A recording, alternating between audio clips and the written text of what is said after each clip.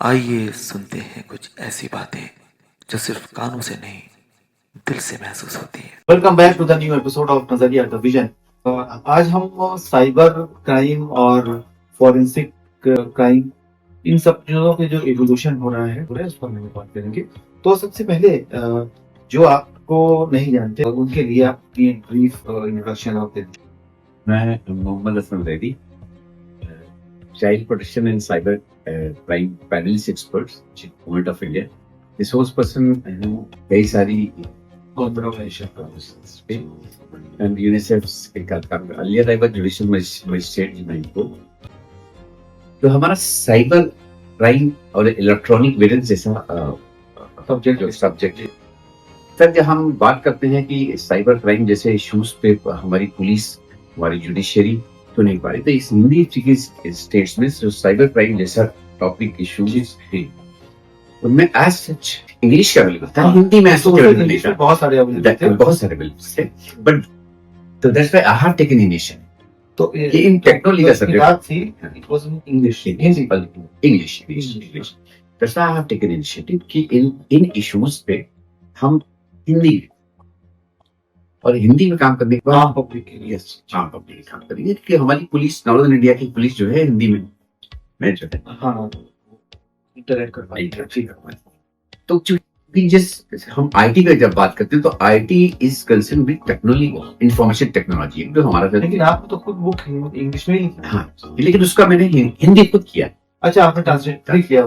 क्योंकि जो technical words थे एज इट इज रखा हो, लाइक जैसे हमने साइबर है तो साइबर ही है, आईपी एड्रेस है तो आईपी एड्रेस है, साइबर स्पेस है तो साइबर स्पेस ही है। इंटरनेट, अगर इंटरनेट को हम हिंदी में बोलेंगे तो अंतरजाल बोलेंगे, तो अंतरजाल वर्ड किसी पे तो एक चीज ट्रेनिंग का पुलिस ट्रेनिंग या जजेस की ट्रेनिंग में कहीं बहुत इजी था कि इन सब तो इस फील्ड और साइबर इसमें आने में कोई इंसिडेंट ऐसा हुआ या कैसे इंस्पायर हो गया? हाँ, देखिए, ये जो फॉरेंसिक्स की फील्ड थी, मैं क्यों माना इसमें, जब मैंने इस सिस्टम में ये चीज महसूस की, क्योंकि वी फ्रॉम द पब्लिशर, मेरे पब्लिशर, जब मुझे दिमाग से एक चीज का ये एहसास हुआ कि ऐसे तमाम सारे टॉपिक्स पे अच्छी इंडियन एस्पेक्ट बुक्स अवेलेबल हैं, लाइक डीएनएस पे, लाइक साइबर पे, तो इंडियन एस्पेक्ट पे इंग्लिश में बहुत सारी बुक्स अवेलेबल, बट हिंदी में लिटरेचर अवेलेबल नहीं था। तो मैंने कहा क्यों ना why should I take initiative कि अब मैं ऐसे टॉपिक पे इंग्लिश में काम करूं, फिर इसका हिंदी, क्योंकि डायरेक्टली हिंदी में काम करना like a very easy hard task for human.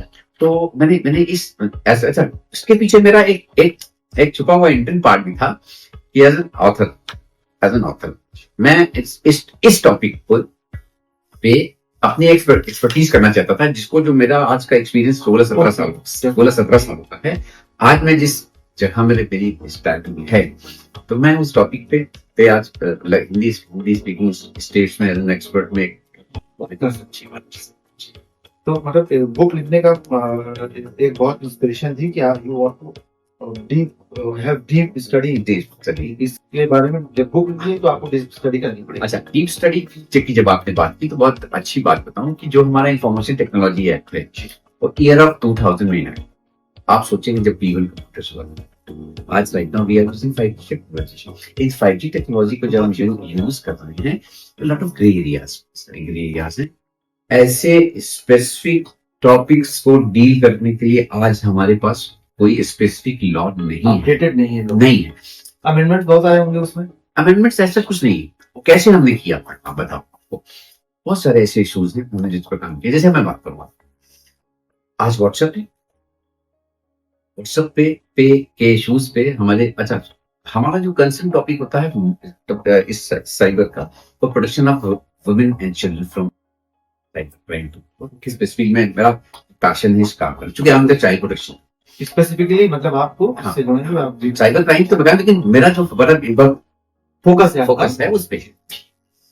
तो मैंने कि जब ये इन बच्चों के केस में इनके जब से साइबर क्राइम हो रहे हैं तो आजकल जो व्हाट्सएप, तो मैं बहुत इंटरेस्टिंग बात बताऊं। जैसे मैंने आपसे एक बात कही कि व्हाट्सएप में के ग्रुप में कंसेंट पार्टी एक चीज होती है कि लॉ में कंसेंट ऑफ above 18 years पे suppose we are तो किसी भी कंटेंट को हम और आप अगर शेयर कर रहे हैं कैसे शेयर करते हैं? It is a part of right privacy between both of us, ठीक?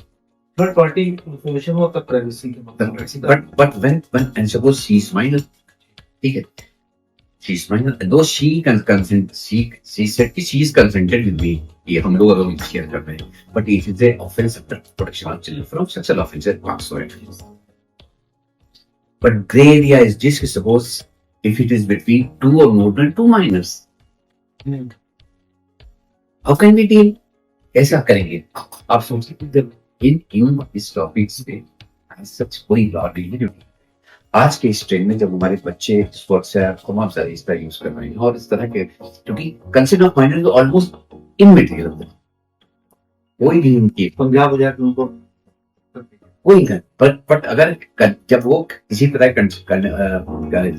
शेयर कर रहे हैं तो इनको हम कैसे डील करेंगे? सपोज इंडिसेंट कंटेंट को शेयर किया हमने आपस में एक व्हाट्सएप ग्रुप पे और ऐसा मामला पुलिस की नॉलेज में आया, तो पुलिस के पास कोई ऐसा स्टॉप, लेकिन एज एन एक्सपर्ट मैं सॉल्व करता हूँ ऐसे केसेस कैसे under the provision of juvenile justice care and protection act there is two type of children, one for the child who need care and protection, and for the child who need care and protection there is a code for the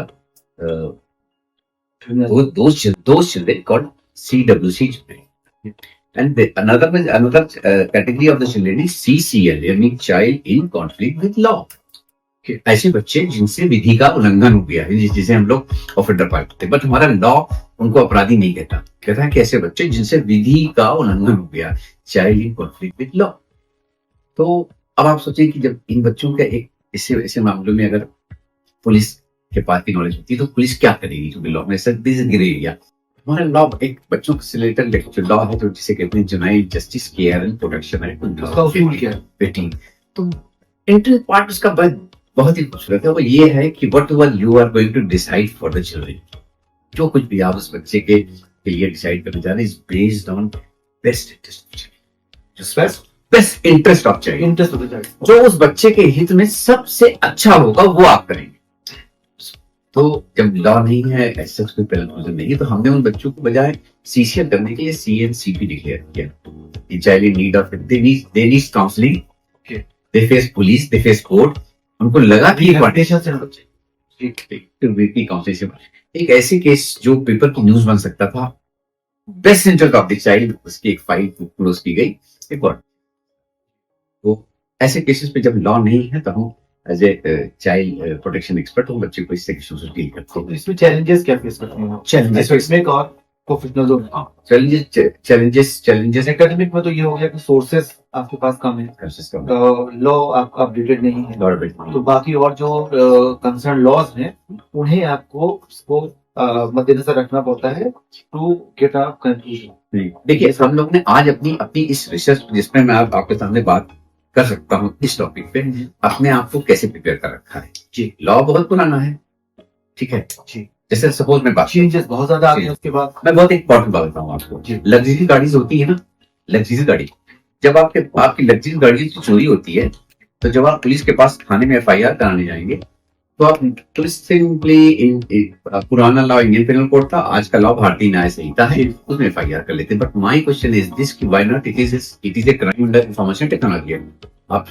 आप shock हुए ना हमारी बात को सुन के कि ये ऐसे जो लग्जरी गाड़ी चोरी हुई है तो आप इंफॉर्मेशन टेक्नोलॉजी एक्ट में क्यों नहीं कर रहे? मतलब कैसे क्यों कह रहे हैं?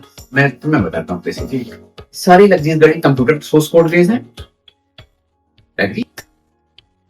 हमारा इंफॉर्मेशन टेक्नोलॉजी एक्ट का सेक्शन 65 कहता है कि tampering with computer source code, tampering with किसी भी कंप्यूटर साधन से छेड़छाड़, किसी भी उसने किसी भी से उसको अनलॉक किया इट मींस उसने टैम्परिंग की, आ गया।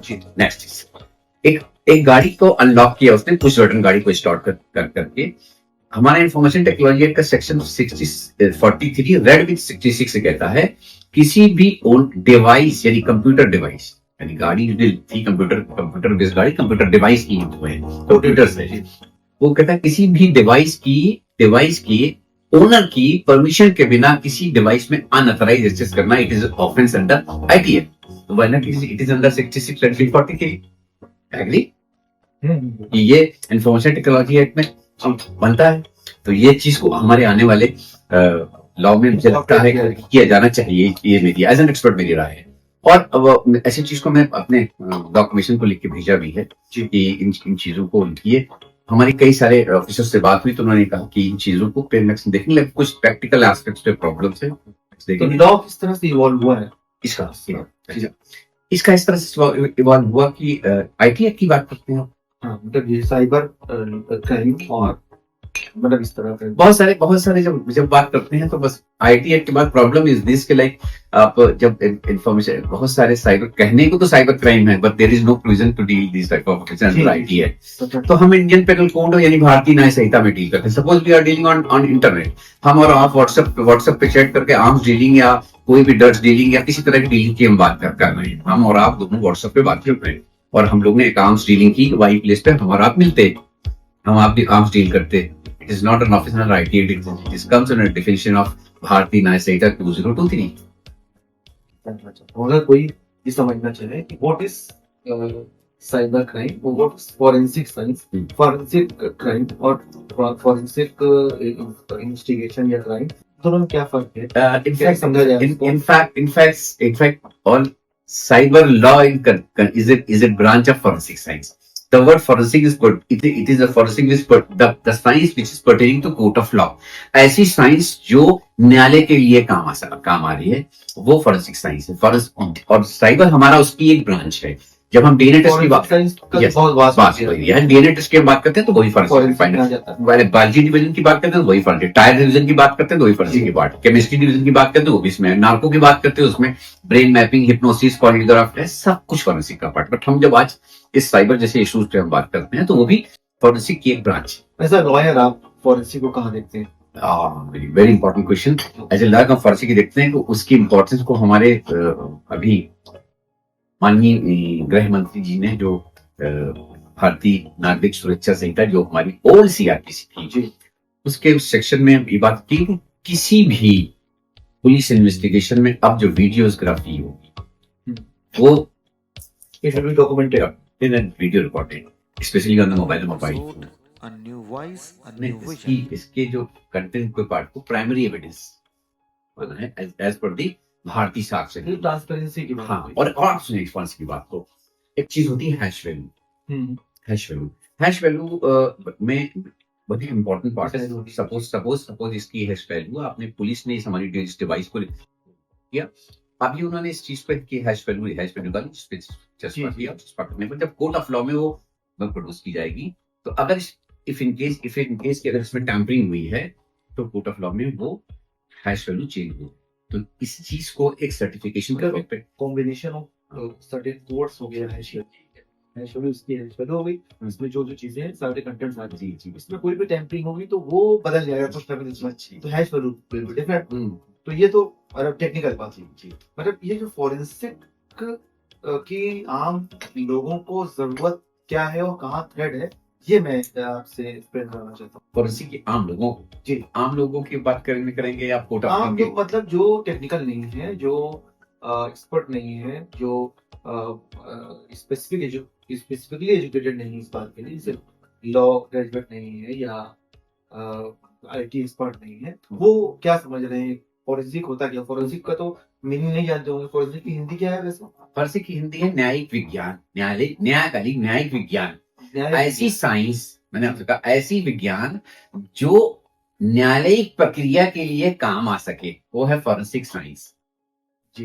मतलब डिटेल्स उसकी है। और वो साइंस चाहे वो किसी भी, मैंने आपसे पहले बताया कि डीएनए टेस्ट किसी भी साइंस, कोई भी साइंस जो कोर्ट ऑफ लॉ में काम, मतलब इनिशियली तो डीएनए टेस्ट को ही फोरेंसिक समझाया जाता है, मतलब इस तरह। अच्छा, कोई बड़ी अच्छी बात कि और इसीलिए हमारी जो एविडेंस सेट ने एक एक्सपर्ट एविडेंस का एक पार्ट जी, ठीक है, उस एक्सपर्ट एविडेंस में की बात है कि कोई भी साइंस ये नहीं कि और वो अगर कोर्ट ऑफ लॉ में एविडेंस के तौर पे रखेगा तो कोर्ट ऑफ लॉ उसको मान लेगा। It is purely discussion of the court to accept और not discussion of the, but it has to be proved by the expert कि जो इसने they can rely on the report of that. हाँ, एक back में US का No. मतलब आप सोचिए कि 1993 में यूएस का केस था डॉबर्ट वर्सेस मेरिल फार्मास्यूटिकल्स। उसने किसी भी साइंस फॉरेंसिक साइंस की बात कर रहे हैं, उसकी एडमिसिबिलिटी के बाद पे तीन बातें बहुत खूबसूरत कही, जो किसी भी आज जजेस को, ट्रायल जजेस को मानी और उस पर और करना जरूरत होती है। उसने कहा whatever you going to decide, whenever you are going to decide any case, तीन बातों पे आप ध्यान रखना होगा। Has the science been tested, जिस साइंस को आप रखने जा रहे हो वो टेस्टेड है। सपोज मैंने ये कन्वेंशन किया और आपके सामने कहा कि सही है, ये जो है साइंस बेस्ड फार्मूला था और ये साइंस पे मैंने रखा, ये फार्मूला केस, तो सबसे बल्कि has the science been tested. चलो ठीक है, science been tested. Number 2, whether this science is accepted by the scientific community or not। तो इसको वैज्ञानिक जगत ने जो है एक्सेप्ट किया या नहीं किया, चलो रिजेक्ट कर लिया। लेकिन एक चीज होती है, हर चीज का एक एरर रेट होता है कि व्हाट्स द एरर। क्या उसमें जैसे डीएनए टेस्ट की हम बात करते हैं ना, डीएनए टेस्ट में कहा जाता है 99.9% एक्यूरेसी है, ठीक है ना। तो हालांकि 99.8 जो होता है हाँ, वो भी वो माना जाता है कि नहीं it is pertaining to, may be pertaining to some other related to कहीं से, ठीक है ना। ब्रांचेस जो तीसरी बात सुनिए, what is the qualification of the scientist who had performed the test and what is defined. What is the qualification of the forensic scientist who had performed the test and how many times he had been appeared in court of law as an expert and what was the result of that। आप सोचिए कितनी खूबसूरती से उसने science के admissibility को define कर दिया। यूएस के 1993 के डॉबर्ट केस में, डॉबर्ट टेस्ट में बहुत एक्सपेंसिव है, प्रिसाइज भी है।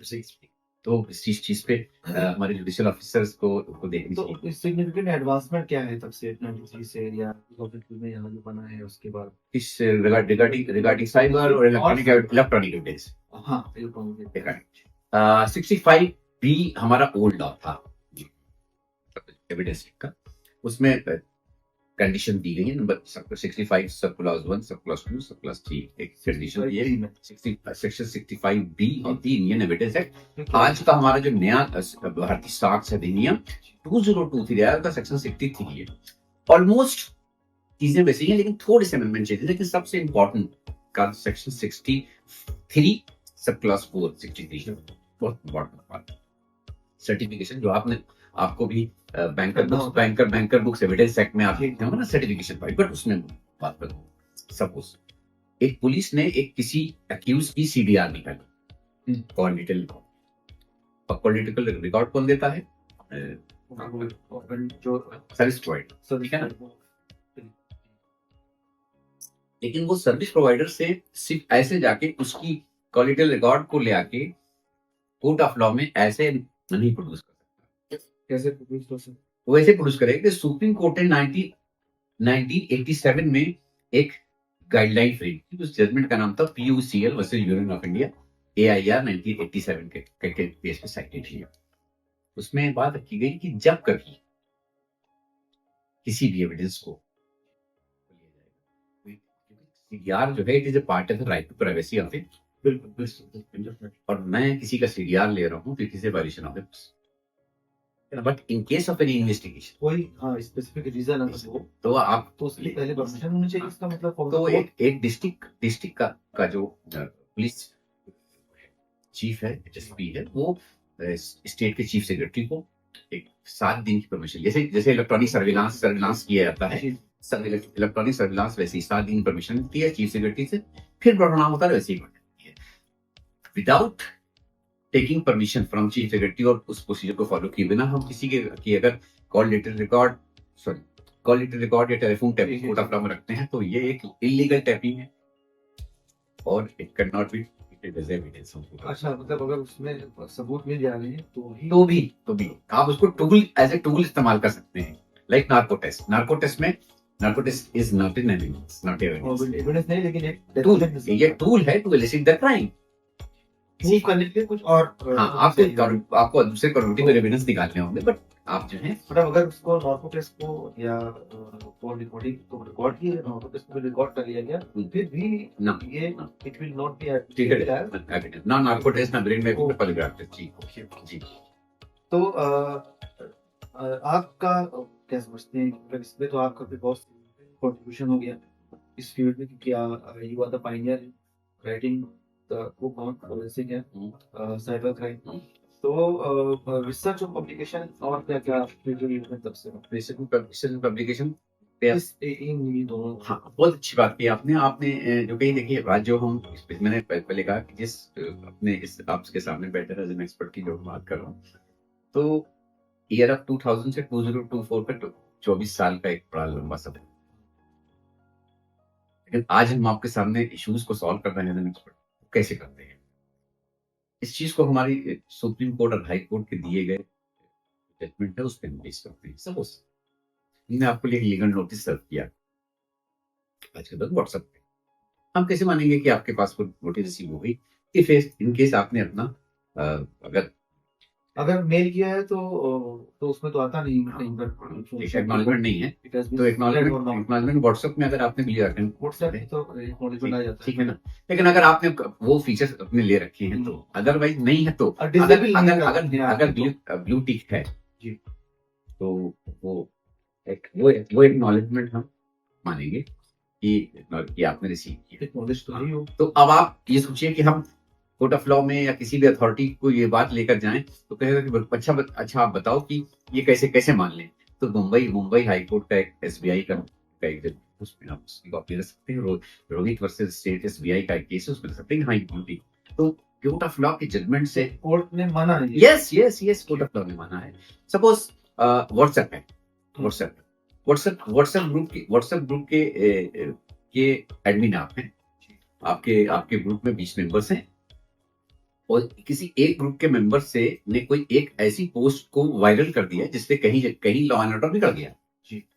अब पुलिस बिगड़ा तो गिराने के चांसेस हो गए। नहीं भी बिगड़ा तो पुलिस के उसको लग रहा है कि ये मतलब एक माहौल बिगाड़ सकती है। माहौल बिगाड़ सकती है, बहुत सारे आजकल व्हाट्सएप पुलिस बिगाड़ सकती है।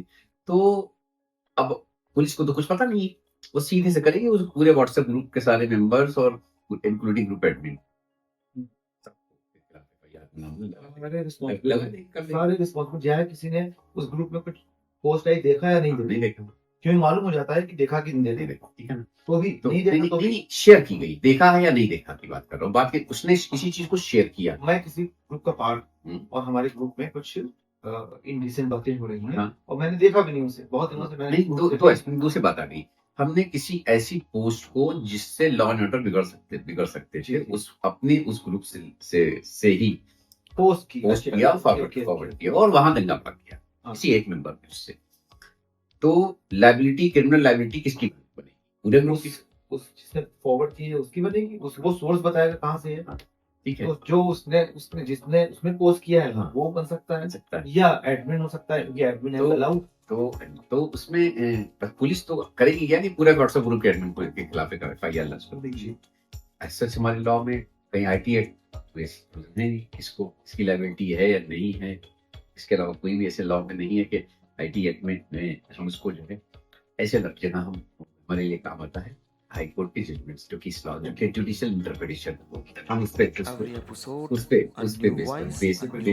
तो अब ये जो साइबर क्राइम का मतलब ये इसमें ट्रेंड ऑफ फ्यूचर क्या है इस लाइन? देखिए, ट्रेंड ऑफ फ्यूचर तो मैं यही कहूंगा कि अभी तो हम बैंक, पुलिस, मिनिस्ट्रीज तो सारे कवर हो रहे हैं, जनरल सिटीजन पब्लिक इनको अवेयर कर रहे थे कि देखिए कभी भी ओटीपी पे क्लिक मत कीजिए, कभी भी कोई शेयर मत कीजिए, कभी भी किसी को लिंक मतलब जिसको आप नहीं जानते क्लिक मत कीजिए। तो हम तो ये अब तो पुराने स्कूल्स की बात हो गया है। Artificial intelligence going to replace dating voice calls, video calls, AI generated करते हैं। आपका फोन है, हेलो सुना, आपकी आवाज नहीं बोल सकता है, इंक्लूडिंग ऑफ वॉइस। जी। और इस वक्त का जो सबसे बड़ा और बर्निंग इशू है वो डिजिटल अरेस्ट। डिजिटल अरेस्ट जैसा आपने सुना होगा, लेकिन एक चीज जो मेरी अपनी जो एक रिसर्च का पार्ट ये होता है कि ऑफलाइन रेकी और ऑनलाइन रेकी दोनों की पॉसिबिलिटी है। एक अभी लखनऊ का एक मामला था कि एक लेडी डॉक्टर के अगेंस्ट में 1 करोड़ कुछ लाख रुपए डिजिटल। कैसे पॉसिबल है कि किसी एक लेडी को 48 घंटे के आसपास अपने ही घर में डिजिटली अरेस्ट कर दिया गया? How it is possible? और वो एक लेडी जो मतलब डॉक्टर है, Games वगैरह हाईली gaming हाईली वगैरह। हाईली क्वालिफाइड है। बट जो मैंने आपसे कहा एक बात कि ऑफलाइन देखी मीन्स कि ये कि उसमें उन डॉक्टर से ये बात कही गई थी कि कुछ आपका शायद आई थिंक जांच वांच में नाम है। तो जब तीसरी बात एक बात और समझे, कुछ हिप्नोसिस यानी हिप्नोटाइज भी कर देना उसको। अच्छा। हाँ, तो एक आप सोचिए कि किसी को एक 24 घंटे कहा कि आप वीडियो पे आपको वीडियो कॉल पे रहना, हिलना नहीं है, पैसे पैसे आपको डालने देंगे। तो चीजें की बढ़ कि ये क्राइम ब्लैकमेलिंग के करके क्राइम बढ़ते जा रहे हैं। यही पे बात जब आप साइबर की हम बात करते हैं तो एक बड़ी इंपॉर्टेंट बात मैं बताऊं आपको कि जब आप कहेंगे कि क्यों साइबर अपराध इतनी कोशिशों के बावजूद भी क्यों नहीं रुक रहे हैं, जी, क्योंकि अपडेट्स होते जा रहे हैं। एक चीज क्यों नहीं रुक रहे। अब जो स्टोरी जो थी वो all over the world international business की जब हम बात करते हैं तो पेट्रोल से हटके डेटा पे आ गई है।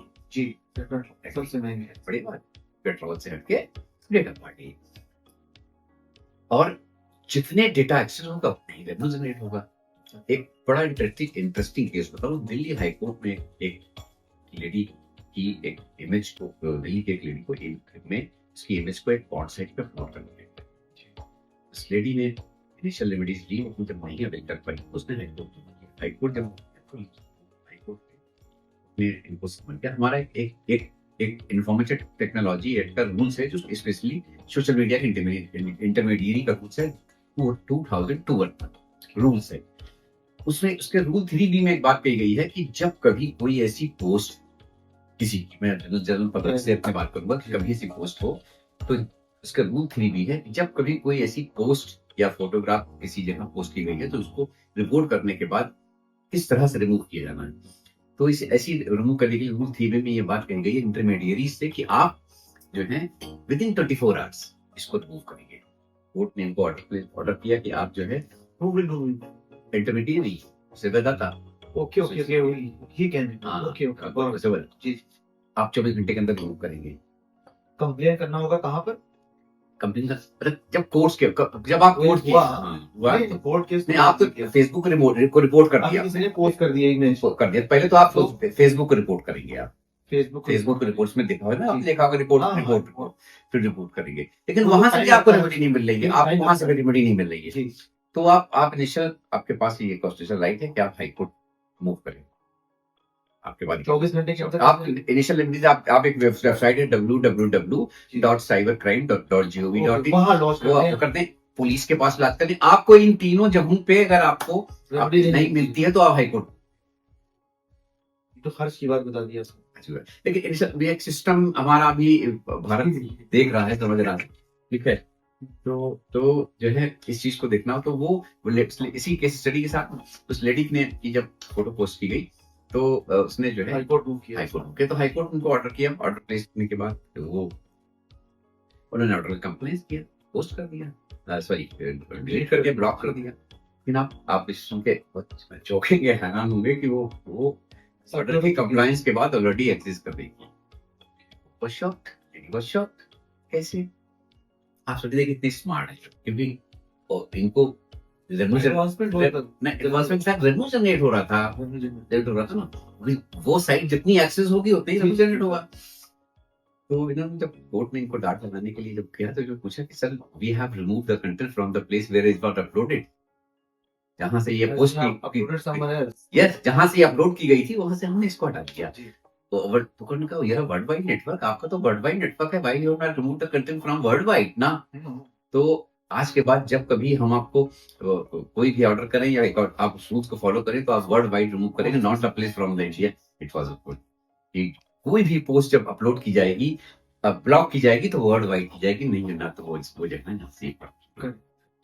तो अस्तर आज हम आपसे इसके बारे में बात कर रहे हैं, इन लोग को ब्रॉड वे में स्पेसिफिकली भी इसके लिए हम लोगों को बात करनी पड़ेगी, अलग अलग बहुत सारे जो एस्पेक्ट्स हैं इसके।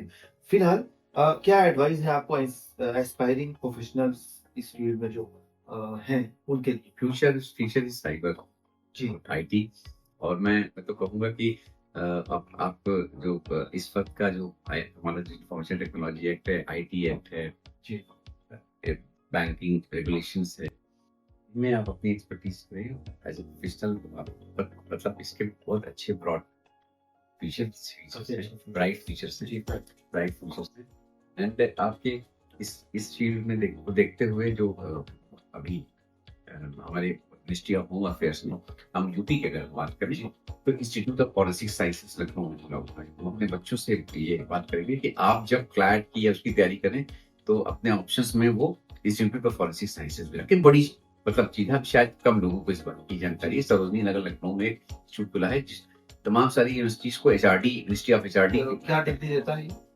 डिग्री इनके पास ये BTech forensic science, BTech forensic और इंजीनियरिंग कॉलेज है। प्लस प्लस प्लस इनके पास पीजी डिग्री।